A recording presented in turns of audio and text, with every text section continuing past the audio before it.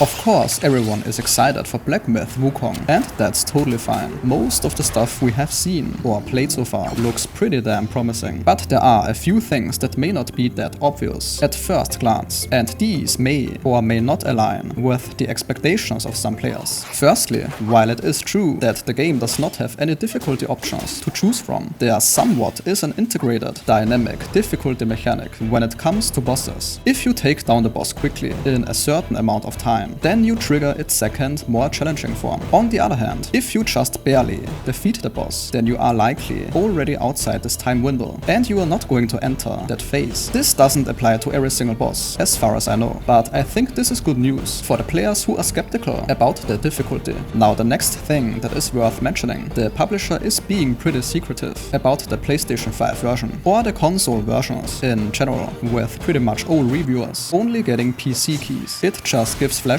of the Cyberpunk and Lords of the Fallen console releases. It's not completely unusual that codes for one platform are handed out sooner than for other platforms, but it still seems a bit fishy. Next up, the game has a pretty massive, some even say overloaded, skill tree. That sounds great on paper, and while that is likely a great method to keep the New Game Plus experience fresh and interesting, the progression in the first playthrough seems to be very slow. It can take a long time until you unlock the stuff that is actually fun. This one is pretty subjective, I guess. Quite a few players like this slower progression, but I can see that if it takes 10 hours or something until you can get to the good stuff, then some more casual players may not like the progression here, especially if they plan to play through the game once and are not interested in New Game Plus. Thanks to my fellow German GameStar reviewer Christian Fritz Schneider, we know that the language translations can be inconsistent or simply straight up wrong and misleading. I don't know how many languages are affected aside from German and how much is gonna be patched, but there seem to be some game-breaking translation issues, so if possible, sticking to English is a decent idea for now. The footage after the first act was not allowed to be shown, likely for spoiler reasons, but it is the general consensus that while the setting, world building